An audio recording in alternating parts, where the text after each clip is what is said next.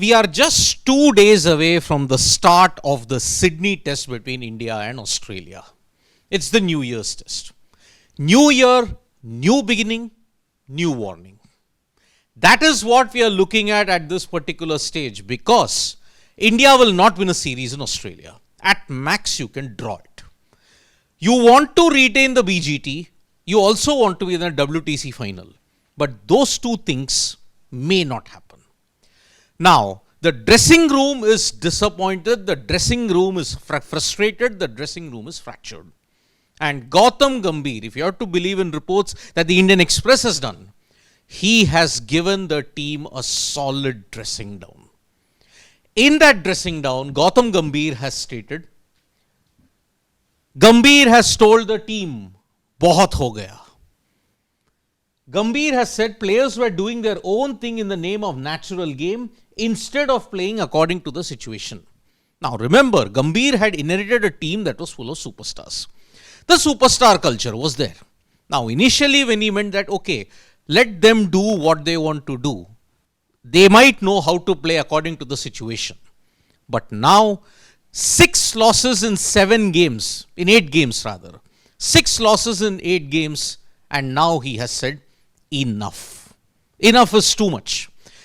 The situation is that Gambhir has given a real dressing down to the entire side so that they might improve in Sydney. But as always, it's like the same thing. Has the diktat come too late? Couldn't the diktat have come in Adelaide? Could it not have come in Brisbane? No. It's come only after the horses bolted. So you're just shouting at a particular thing, but from a distance. Now, Gambhir has also stated, Gambhir has let the team do what it wanted for the last 6 months. Under the garb of natural game, under the garb of skill, under the garb of past performances, he's allowed the team to function as it is. But now, he's put a stop to it in 2025. He's mentioned, now Gambhir will decide how they would play. He will now tell all the players how you have to play in a particular situation. Those who don't abide by his pre-decided team strategy would be given, thank you. Thank you for your services. The clear diktat is that. Many people have often pointed out, there are reports coming in, why I said it was a fractured dressing room. Maybe captain and the coach are not on the same page on tactics. Maybe. All the others are following the captain but not the coach. Coach wants something else, captain may want something else.